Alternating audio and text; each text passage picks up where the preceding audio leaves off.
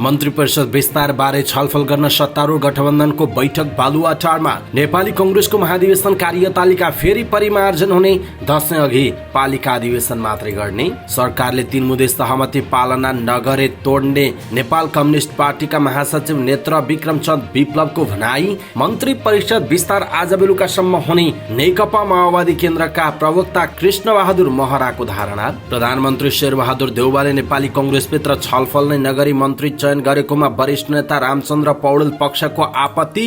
Dialysis centre कम हुँदा मृगौला रोगीलाई समस्या भएको स्वास्थ्य राज्य मन्त्री उमेश श्रेष्ठको धारणा। मंगलबारदेखि सुरु भएको नेकपा एकीकृत समाजवादीको प्रथम केन्द्रीय कमिटिको बैठकमा महासचिवको टुङ्गो लगाउने गरी छलफल। को छन् त महासचिवका दावेदार, यसको बारेमा पुरै जानकारी। जबजालाई देवत्वकरण होइन विकसित गर्छौं भन्दै नेकपा एकीकृत समाजवादीका अध्यक्ष माधव कुमार नेपालको धारणा। सडक अवरुद्ध पारेर पोखरामा विप्लवको विद्यार्थी संगठनको कार्यक्रम। नेपालमा गएको 24 घण्टामा थप 1478 जनामा कोरोना भाइरसको संक्रमण पुष्टि, थप 1630 जना संक्रमण मुक्त। मृगौला प्रत्यारोपण सेवालाई सहज बनाउन संसदीय समितिको निर्देशन। सरकारले 40 वर्ष माथिका सबै नागरिकको पिसाब जाँच गर्ने। माथिल्लो अरुण निर्माण तत्काल अगाडि बढाउन स्थानीयको माग। चन्द्रागिरीमा ट्रान्सफर्मर चोरी गर्दै गर्दा 1 जना पक्राउ। बजेटमाथि राष्ट्रिय सभामा कुनै संशोधन परेन। मेयरलाई मुक्का हान्ने युवकलाई 5 दिन हिरासतमा राख्न अनुमति। एनआरएनए अध्यक्षमा कुल आचार्यलाई नेपाली कंग्रेसको समर्थन। यो वर्षको आर्थिक वृद्धि दर 4.1% सम्म हुने एडीबीको प्रक्षेपण। नेपालसँगको सम्बन्धलाई थप सुदृढ बनाउन चाहेको पाकिस्तानी प्रधानमन्त्री इमरान खानको भनाई। र साम्बा भएको भए 20-25 गोल गर्थ्यौं भन्दै नेपाली राष्ट्रिय महिला टोलीका प्रशिक्षक ग्यारी फिलिप्सको दावी। दर्शक महानुभाव नमस्कार। समाचारपाटी.com को न्यूज बुलेटिनमा यहाँहरूलाई हार्दिक स्वागत छ। म प्रहलाद चन्द्र घिमिरे सदाको झैं आज पनि हामी उपस्थित भइसकेका छौं आजका महत्वपूर्ण समाचारहरू लिएर। हामीलाई अन्तिमसम्म हेर्नुहोला अनि हाम्रो मेहनतका लागि यो भिडियोमा एउटा लाइक अवश्य गर्नुहोला। दर्शक महानुभाव पलपलको न्यूज अपडेटका लागि हाम्रो च्यानललाई सब्स्क्राइब गर्नुहोस् अनि नजिकै आउने बेल आइकनलाई क्लिक गर्नुहोला। दैनिक रूपमा हेर्नुहुन्छ भने रेगुलर भनेर लेख्नुहोला। आज पहिलो चोटि हेर्दै हुनुहुन्छ भने फर्स्ट टाइम भनेर लेख्नुहोला। देशभित्रबाट हेरिरहनु भएको छ भने आफू रहेको गाउँ ठाउँ सहर जिल्लाको नाम लेख्नुहोला। दर्शक महानुभाव विदेशबाट हेरिरहनु भएको छ भने कुन देशबाट हामीलाई हेरिरहनु भएको छ त्यो कुरा तलको कमेन्ट बक्समा कमेन्ट गरिदिनु होला। आउनुहोस् दर्शक महानुभाव आजका महत्वपूर्ण समाचार सुरु गरौं मन्त्री परिषद विस्तारबारे सत्तारूढ गठबन्धनको छलफलको प्रसंगबाट। मन्त्री परिषद विस्तारबारे छलफल गर्न सत्ता साझेदार गठबन्धनमा रहेका दलका शीर्ष नेताहरूको बैठक बालुवाटारमा हिजो साँझ बसेको छ। साँझ बसेको बैठकमा प्रधानमन्त्री एवं नेपाली कंग्रेसका सभापति शेरबहादुर देउवा, कानून मन्त्री ज्ञानेन्द्र बहादुर कार्की, माओवादी केन्द्रका अध्यक्ष पुष्पकमल दाहाल प्रचण्ड, नेकपा एकीकृत समाजवादीका अध्यक्ष माधव कुमार नेपाल, जनता समाजवादी पार्टीका अध्यक्ष उपेन्द्र यादव, संघीय परिषदका अध्यक्ष डाक्टर बाबुराम भट्टराई, माओवादी केन्द्रका नेता नारायण काजी श्रेष्ठ लगायतको उपस्थिति रहेको थियो। मंगलबार साँझ बसेको गठबन्धनको बैठकले डाक्टर नारायण खड्कालाई परराष्ट्र मन्त्री बनाउने सहमति गरेको थियो। गएको 29 असारमा प्रधानमन्त्री नियुक्त हुनुभएका देउवाको मन्त्री परिषद 6 सदस्य मात्र रहेको छ। अझै 16 मन्त्रालय प्रधानमन्त्री देउवा आफैले सम्हालिरहनु भएको छ। नेपाली कंग्रेसको महाधिवेशनको कार्यतालिका फेरि परिमार्जन हुने भएको छ। 14औं महाधिवेशन अन्तर्गत सबै जिल्लाको क्रियाशील सदस्यता नटुङ्गिँदा कार्यतालिका प्रभावित भएको हो। बुधबार बसेको कंग्रेसका शीर्ष नेताहरू सहितको पदाधिकारीको बैठकले दशैं अघि स्थानीय तहको अधिवेशन मात्रै गर्ने निर्णय गरेको हो। नेपाली कंग्रेसका वरिष्ठ नेता रामचन्द्र पौडेलले महाधिवेशनको कार्यतालिका परिमार्जन गर्ने सहमति भएको बताउनु भएको छ। कंग्रेसमा 13 जिल्लाको क्रियाशील सदस्यता सार्वजनिक नहुँदा यी जिल्लाको वडा अधिवेशन अनिश्चित बनेको छ। पौडेल समूहले बाँकी जिल्लाको वडा अधिवेशन सम्पन्न भएपछि मात्रै पालिकाको अधिवेशन गर्नुपर्ने माग गरेपछि कार्यतालिका संशोधन भएको बताइएको छ। पदाधिकारी बैठक बस्नु अघि वरिष्ठ नेता पौडेल समूहको बैठक बसेको थियो। पौडेल समूहले सबै अधिवेशनहरू सबै जिल्लामा एकै समयमा हुनुपर्ने निर्णय गरेको थियो। नेपाल कम्युनिस्ट पार्टीका महासचिव नेत्र विक्रम चन्द विप्लवले सरकारले आफूहरूसँग गरेको 3 मुदे सहमति पालना नगरे त्यसलाई तोड्ने चेतावनी दिनुभएको छ। जेलमा रहेका आफ्ना कार्यकर्ता छुटाउन सरकारले अर्को शर्त थोपर्न खोजे वा घुमाउरो घेरा हल्न खोजे आफूहरूले त्यसलाई तोड्ने उहाँको भनाइ छ। पोखरामा बुधबारदेखि सुरु भएको अखिल क्रान्तिकारीको 22औं राष्ट्रिय सम्मेलनलाई सम्बोधन गर्दै महासचिव विप्लवले आफूहरू 3 बुँदेमा इमानदार रहेको तर सरकार आफूहरूलाई दबावमा राख्न नाटक गरिरहेको टिप्पणी गर्नुभएको छ। सहमति गर्ने लागू नगर्ने के हो यो? के तपाईहरू हामीलाई अर्को कुनै दबावमा राख्न चाहनुहुन्छ, अप्ठ्यारोमा पार्न पर्छ भन्ने ठान्नुहुन्छ?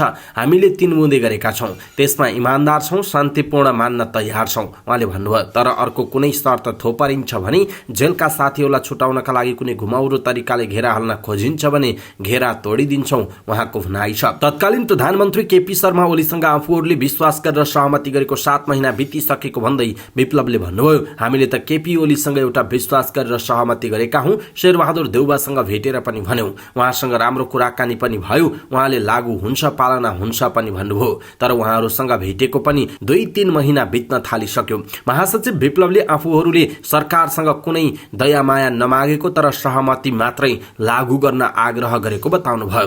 तत्कालीन प्रधानमन्त्री केपी शर्मा ओली र नेता विक्रम चन्द विप्लव नेतृत्वको नेपाल कम्युनिस्ट पार्टी बीच फागुन 21 गते 3 बुँदे सहमतिमा हस्ताक्षर भएको थियो। तत्कालीन सरकार र विप्लव नेतृत्वको नेपाल कम्युनिस्ट पार्टी बीच पार्टीमाथि लगाएको प्रतिबन्ध हटाउने, कारागारमा रहेका पार्टीका नेता र कार्यकर्ता रिहाई गर्ने र सम्पूर्ण मुद्दा खारेज गर्ने लगायतको सहमति भएको थियो। यसैबीच महासचिव विप्लवले अमेरिकी सहयोग परियोजना मिलेनियम च्यालेन्ज कर्पोरेसन एमसीसी सम्झौता राष्ट्रघाती सम्झौता भएको बताउनु भएको छ। उहाँले नेपालको राजनीतिक भाँड भैलो र असफल राज्यमा अमेरिकाले फाइदा उठाएर हिँड्न चाहेको पनि दावी गर्नु भएको छ। नेकपा माओवादी केन्द्रका प्रवक्ता कृष्णबहादुर महराले मन्त्री परिषद विस्तार आज बेलुकासम्म हुने बताउनु भएको छ। अध्यादेशको कारणले डिले भएको हो, अब त्यो काम करिब सिद्धियो। आज बेलुकासम्म सरकार विस्तारको काम सकिन्छ उहाँको भनाइ छ। बिहिबार बस्ने प्रतिनिधि सभाको बैठकले दल विभाजन सम्बन्धी अध्यादेशको टुङ्गो लगाउने पनि प्रवक्ता महराले बताउनुभयो। दल विभाजन अध्यादेशको प्रतिस्थापन विधेयक ल्याउने पनि उहाँले बताउनु भएको छ। प्रधानमन्त्री शेरबहादुर देउवाले नेपाली कंग्रेसभित्र छलफल नै नगरी मन्त्री चयन गरेकोमा वरिष्ठ नेता रामचन्द्र पौडेल पक्षले आपत्ति जनाएको छ। बुधबार पौडेल पक्षका नेताहरूको महामन्त्री डाक्टर शशाङ्क कोइराला निवास महाराजगञ्जमा भएको बैठकले आफूहरूले पाउने मन्त्री संख्या किटान गर्न आग्रह गरेको छ। हाल मन्त्री परिषदमा नेपाली कंग्रेसबाट 4 जना रहेकोमा सबै देउवा पक्षका नै छन्। पौडेल पक्षका नेता बलबहादुर केसीले 4 जना मन्त्री नियुक्त हुँदासम्म प्रधानमन्त्रीले पार्टीमा छलफल नगरेको र बाँकी मन्त्रीको संख्याका बारेमा प्रधानमन्त्रीसँग कुराकानी गर्ने निर्णय गरेको बताउनुभयो। कंग्रेसले पाउने मन्त्रीको संख्या कति हो अनि त्यसमध्ये हाम्रो भागमा कति मन्त्री पर्ने हो उहाँले भन्नुभयो। यसबारेमा हाम्रो समूहबाट पार्टी नेतृत्वको ध्यान आकर्षण गराउने कुरा भएको छ उहाँको भनाइ छ। बुधबार दिउँसो सभापति देउवाले पदाधिकारी बैठक बोलाउनु अघि पौडेल पक्ष छुट्टै छलफलमा बसेको थियो। छलफलमा पदाधिकारी बैठकमा मन्त्री परिषद विस्तारको विषय उठाउने निर्णय भएको नेता केसीले बताउनुभयो। मंगलबारको सत्तारूढ गठबन्धनको निर्णय अनुसार बुधबार प्रधानमन्त्री देउवाले परराष्ट्र मन्त्रीमा डाक्टर नारायण खड्कालाई नियुक्त गर्नु भएको थियो। पौडेल पक्षका केन्द्रीय सदस्य अर्जुन नरसिंह केसीले मन्त्री पठाउने विषयमा पार्टीमा छलफल गर्ने परम्परा प्रधानमन्त्रीले तोडेको बताउनु भएको छ। स्वास्थ्य तथा जनसंख्या राज्यमन्त्री उमेश श्रेष्ठले मृगौला रोगीको उपचारका लागि उचित व्यवस्थापन हुन नसकेको बताउनु भएको छ। मृगौला प्रत्यारोपण गर्ने अस्पताल कम हुँदा बिरामीले 2 वर्षसम्म कुर्नु परेको अवस्था रहेको उहाँले बताउनुभयो। बुधबार सिंहदरबारमा बसेको शिक्षा तथा स्वास्थ्य समितिको बैठकमा राज्यमन्त्री श्रेष्ठले नेपालमा प्रत्येक वर्ष 3000 जनाको किडनी फेल हुने गरेको विवरण आइरहेको भन्दै आवश्यकता अनुसार डायलासिस सेवा पुर्याउन सरकार लागि परेको बताउनुभयो। मृगौला रोगीको डायलासिस, क्यान्सर जस्ता रोगको उपचारका लागि व्यवस्थापन नगरी ठूलो महामारी बेहोर्नु पर्ने अवस्था आउने समेत राज्यमन्त्री श्रेष्ठले बताउनु भएको छ। प्रदेशदेखि जिल्लासम्म डायलासिस सेन्टर बनाउनु पर्ने र यसलाई सर्वसुलभ बनाउनु पर्नेमा उहाँले जोड दिनुभयो। सरकारले 200 देखि 300 वटा डायलासिस सेन्टर बनाउने योजना बनाएको र 6 महिनाभित्र मृगौला प्रत्यारोपण र डायलासिसमा ठूलो परिवर्तन देखिने समेत उहाँले दावी गर्नु भएको छ। नेकपा एकीकृत समाजवादीको जारी केन्द्रीय कमिटिको बैठकले महासचिव टुङ्गो लगाउने गरी छलफल अगाडि बढाएको छ। मंगलबारदेखि शुरू भएको प्रथम केन्द्रीय कमिटिको बैठकमा महासचिवको टुङ्गो लगाउने गरी छलफल भएको छ। महासचिव टुङ्गो लगाउने बारे आज पनि छलफल भयो तर टुङ्गिएको छैन। केन्द्रीय सदस्य राजेन्द्र राईले भन्नुभयो उहाँका अनुसार जारी बैठकबाट नै महासचिव टुङ्गो लगाएर जाने तयारी छ। पूर्व प्रधानमन्त्री माधव कुमार नेपालको नेतृत्वको एकीकृत समाजवादी गत भदौ 2 गते गठन भएको छ। तर महासचिव लगायतका पदाधिकारी टुङ्गिन सकेको छैन। राष्ट्रिय सम्मेलनले पार्टीको संरचना टुङ्गो लगाउनेछ, तर त्यसअघि महासचिव चाहिँ बनाऊ भन्ने हो प्रवक्ता जगन्नाथ खटिवड़ाले भन्नुभएको छ। यसअघि नै महासचिव टुङ्गो लगाउने तयारी एकीकृत समाजवादीमा भएको थियो, तर महासचिवका दावेदार धेरै भएपछि टुङ्गो लाग्न सकेको छैन। महासचिवका लागि बेदुराम भुषाल, मुकुन्द नेउपाने, राजेन्द्र पाण्डे, गंगालाल तुलाधर, प्रकाश ज्वाला, डाक्टर विजय पौडेल लगायतले दावी गर्नु भएको छ। अनुभवी नेतालाई महासचिव बनाउने कि युवाला भन्ने बहस पनि भइरहेको छ। एक नेताले भन्नुभयो, दावेदारहरूमध्ये भुषाल, पाण्डे र पौडेलको दावी सशक्त रहेको ती नेताले बताउनु भएको छ। दर्शक महानुभाव, यसप्रति तपाईँको धारणा के छ? आफ्नो धारणा तलको कमेन्ट बक्समा कमेन्ट गर्नुहोला। नेकपा एकीकृत समाजवादीका अध्यक्ष माधव कुमार नेपालले जनताको बहुदलीय जनवाद जबजलाई कुरूप बनाउने काम गरिएको बताउनु भएको छ। पार्टी केन्द्रीय कमिटी बैठकको समूहगत छलफलमा जबजबारे प्रश्न उठेको थियो। जवाफमा अध्यक्ष नेपालले जबज मार्क्सवादको सृजनात्मक प्रयोगको एक अध्याय भएको बताउनुभयो। न हामी जबजको देवत्वकरण गर्छौं, न त्यसको कुरूपीकरण गर्छौं। हामी जबजलाई विकसित गर्नेछौं, त्यसलाई समृद्ध पार्नेछौं, अध्यक्ष नेपालले भन्नुभएको छ। अध्यक्ष नेपालले प्रस्तुत गरेको राजनैतिक प्रतिवेदनमाथि छलफल गर्न 5 समूह बनाइएको थियो। नेत्र विक्रमचन्द विप्लव नेतृत्वको नेपाल कम्युनिस्ट पार्टी निकट विद्यार्थी संगठन अखिल क्रान्तिकारीको 22औं राष्ट्रिय सम्मेलन पोखरामा शुरू भएको छ। पोखरा चिप्लेढुङ्गा मानवाधिकार चोक सड़कमै अखिलले सम्मेलन शुरू गरेको हो। सम्मेलनको उद्घाटन महासचिव विप्लवले गर्नुभयो। बाटोमै सम्मेलन गरिएकाले सवारी साधन चल्न सकेनन्। दिनभर पोखराको सिद्धार्थ चोकदेखि चिप्लेढुङ्गा क्षेत्रको बाटोमा आउजाउ गर्ने सवारी साधनलाई अखिल कार्यकर्ताले प्रवेश नदिएको बताइएको छ। सड़कका दुवैतिरबाट अखिल कार्यकर्ता खटिएर सवारी साधन फर्काएका थिए। पोखरा महानगरको फोहोर उठाउने गाडी समेत रोकेपछि ट्राफिक प्रहरीहरू खटिएर सहजीकरण गर्नु परेको बताइएको छ। गएको 24 घण्टामा नेपालमा 1478 जनामा कोरोना भाइरसको संक्रमण पुष्टि भएको छ। 11,076 पीसीआर परीक्षण गर्दा 1251 जना र 2863 एन्टिजेन परीक्षण गर्दा 227 जना गरी 1478 जनामा कोरोना भाइरसको संक्रमण देखिएको स्वास्थ्य तथा जनसंख्या मन्त्रालयले जनाएको छ। यस्तै पछिल्लो 24 घण्टामा कोरोना संक्रमणबाट 6 जनाको मृत्यु भएको छ भने 1630 जना निको भएका छन्। बुधबार थपिएका सँगै नेपालमा कोरोना संक्रमितको कुल संख्या 7,87,828 पुगेको छ। यो सँगै नेपालमा मृत्यु हुनेको संख्या 11,059 पुगेको छ भने 7,55,630 जना संक्रमण मुक्त भएका छन्। मन्त्रालयका अनुसार हाल देशभर सक्रिय संक्रमितको संख्या 21,139 जना रहेका छन्, जसमध्ये 19,805 जना होम आइसोलेसनमा रहेका छन् भने 1,334 जना संस्थागत आइसोलेसनमा छन्। कोरोनाका बिरामी मध्ये 334 जना आइसियु र 179 जना भेन्टिलेटरमा उपचाररत रहेका छन्। यस्तै 243 जना क्वारेन्टिनमा रहेको जनाइएको छ। संसदको शिक्षा तथा स्वास्थ्य समितिले मृगौला प्रत्यारोपण सेवालाई सहज बनाउन सरकारलाई निर्देशन दिएको छ। मंगलबार बसेको समितिको बैठकले स्वास्थ्य तथा जनसंख्या मन्त्रालयलाई मृगौला प्रत्यारोपण सेवालाई सहज र छिटो छरितो हुने व्यवस्था गर्न निर्देशन दिएको हो। बैठकले डायलासिस मेसिन बढाउने प्रक्रियालाई तुरन्त कार्यान्वयन गर्न, मृगौला फेल हुनुको कारण र मृगौला सम्बन्धी रोगबाट बच्ने उपायका बारेमा देशभरि नै जनचेतनामूलक कार्यक्रम सञ्चालन गर्न पनि सरकारलाई निर्देशन दिएको छ।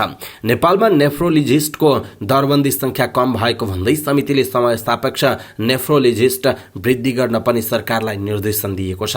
सरकारी अस्पतालहरूमा डायलासिस सेवालाई प्रभावकारी बनाउनु पर्ने, मृगौला सम्बन्धी विशेष अस्पतालको व्यवस्थापन गर्नुपर्ने, विद्यालय तहको पाठ्यक्रममा समय सापेक्ष स्वास्थ्य सम्बन्धी जानकारी राख्न पनि समितिले सरकारलाई भनेको छ। सरकारले 40 वर्ष माथिका सबै नागरिकको पिसाब जाँच गर्ने भएको छ। बुधबार प्रतिनिधि सभाको शिक्षा तथा स्वास्थ्य समितिको बैठकमा स्वास्थ्य तथा जनसंख्या मन्त्रालयका अधिकारीहरूले नागरिकहरूको मृगौलाको अवस्था के कस्तो छ भन्ने जानकारी लिनका लागि 40 वर्ष नागेका सबै नागरिकको पिसाब जाँच गर्ने योजना रहेको बताएका हुन्। स्वास्थ्य मन्त्रालयका साथीहरूले 40 वर्ष माथिका नागरिकको पिसाब जाँच गर्ने योजना रहेको राख्नुभयो। कहिलेदेखि सुरु गर्ने लगायतको आएको छैन। समिति सभापति जयपुरी घरतीले जानकारी दिनुभयो। सरकारले मृगौलाका सम्बन्धमा नागरिकहरूमा के कस्तो समस्या छ भन्ने जानकारी लिने गरी योजना बनाएको समितिको जानकारीमा आएको समिति सभापति घरतेले बताउनुभयो। बैठकपछि समितिले मृगौला प्रत्यारोपण सेवालाई सहज र छिटो छरितो हुने व्यवस्था गर्न सरकारलाई निर्देशन पनि दिएको छ। यसैबीच डायलासिस मेसिन बढाउने प्रक्रियालाई तुरन्त कार्यान्वयन गर्न, मृगौला फेल हुनुको कारण र मृगौला सम्बन्धी रोगबाट बच्ने उपायका बारेमा देशभरि नै जनचेतनामूलक कार्यक्रम सञ्चालन गर्न पनि निर्देशन गरिएको जनाइएको छ। 1061 मेगावाटको अर्ध जलाशय युक्त माथिल्लो अरुण जलविद्युत आयोजनाको निर्माण तत्काल अगाडि बढाउन स्थानीय बासिन्दाले माग गरेका छन्।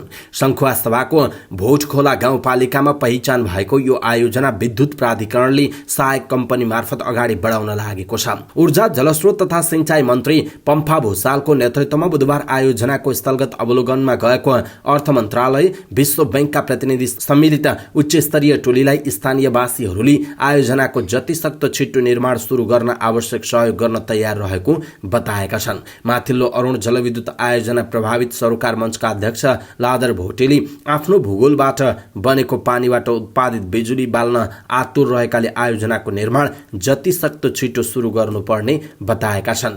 यसैबीच मन्त्री भूषालले आयोजनाको अहिले भइरहेको विस्तृत अध्ययनलाई जतिसक्दो छिटो सक्ने र लगानी स्वरूप टुङ्गो लगाएर निर्माण सुरु गर्ने वचनबद्धता व्यक्त गर्नु भएको छ। सरकारले अर्ध जलाशय युक्त माथिल्लो अरुणलाई उच्च प्राथमिकतामा राखी गेम चेन्जर आयोजनाको रूपमा अगाडि बढाउने बताएको छ। प्रहरीले ट्रान्सफर्मर चोरी गर्दै गरेको अवस्थामा एकजनालाई पक्राउ गरेको छ। पक्राउ पर्नेमा गल्छी गाउँपालिका 8 का 43 वर्षीय नारायण थापा रहेका छन्।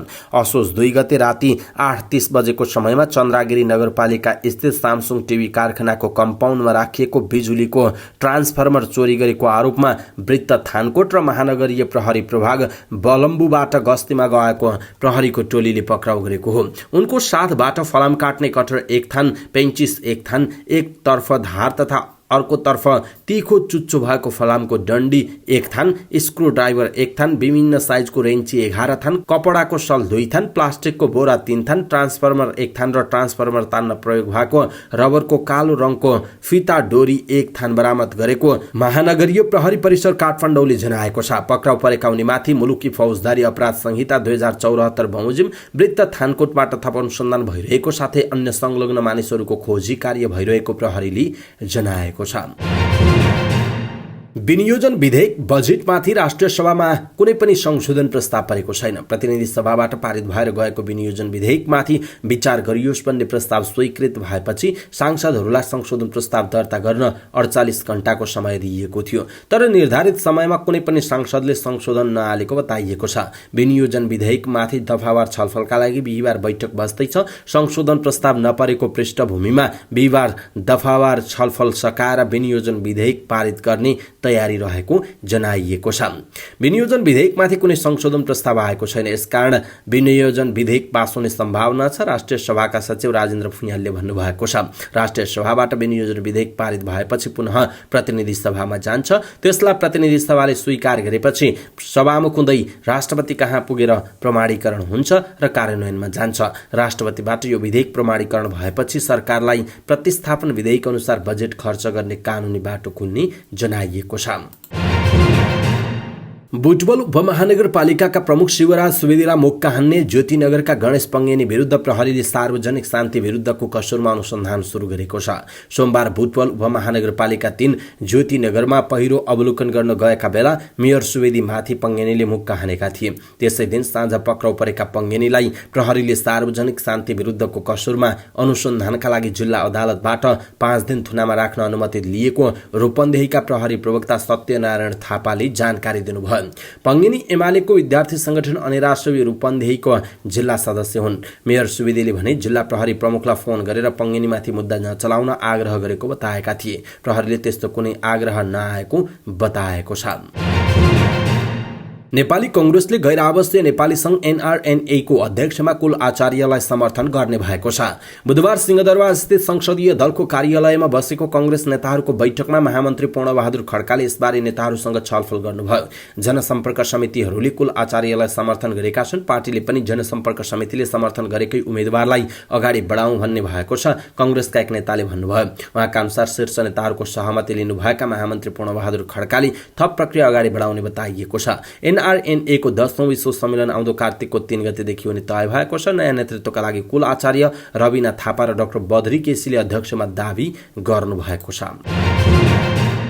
नेपालमा चालू आर्थिक वर्ष 2078-79 को आर्थिक वृद्धि दर 4.1% रहने प्रक्षेपण एसियाली विकास बैंक ADB-ले गरेको छ। बैंकले बुधबार सार्वजनिक गरेको प्रक्षेपणमा यस्तो उल्लेख छ। चालू आर्थिक वर्षमा 7% हाराहारी आर्थिक वृद्धि दर प्राप्त हुने अनुमान सरकारले गरेको छ। उक्त प्रक्षेपणको तुलनामा करिब आधा कम मात्र लक्ष्य भेट्ने अनुमान बहुराष्ट्रिय निकायको छ।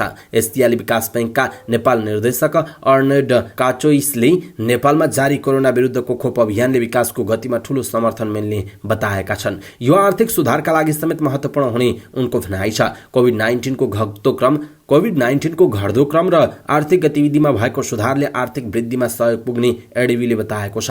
यो वर्ष धेरै वर्षा भएका कारण कृषि उपज धान बालीले GDP-मा योगदान गर्नेछ। पछिल्लो महिना निर्यात वृद्धि भएको तथ्याङ्क आएको छ। यसले घरेलु उत्पादन बढेको संकेत गर्ने समेत ADB-को विश्वास छ। यो वर्ष सरकारको नीति समेत स्वास्थ्य सुरक्षामा बढी केन्द्रित छ। कोरोना महामारीका कारण प्रभावित क्षेत्रको पुनरुत्थान र प्राथमिकता प्राप्त क्षेत्रमा लगानी बढाउने घोषणाको सकारात्मक प्रभाव समेत अर्थतन्त्रमा पर्नेछ। खुद्रा व्यापार, यातायात र वित्तीय सेवामा भइरहेको चलायमान अवस्थाले समेत आर्थिक वृद्धिमा सघाउ पुग्ने ADB-ले जनाएको छ।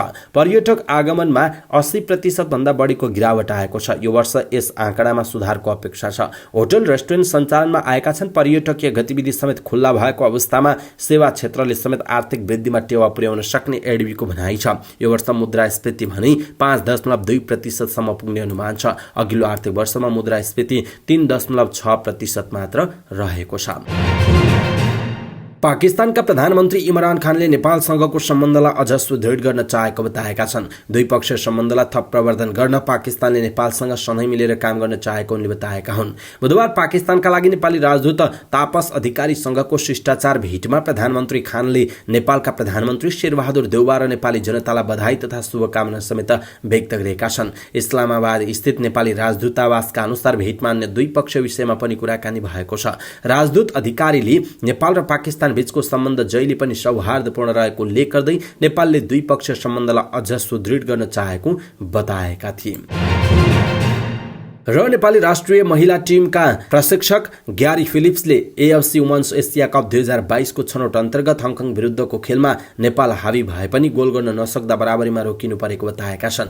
मंगलबार उज्बेकिस्तानको तास्केन्ट स्थित JR स्टेडियममा भएको समूह F को दोस्रो खेलमा नेपालले वरियतामा 25 स्थानमाथि रहेको हङकङसँग गोल रहित बराबरी खेलेको थियो। नेपाललाई एसियन कप छनौटको सम्भावना कायम राख्न यो खेल जित्नै पर्ने भए पनि नतिजा त्यस्तो आएन।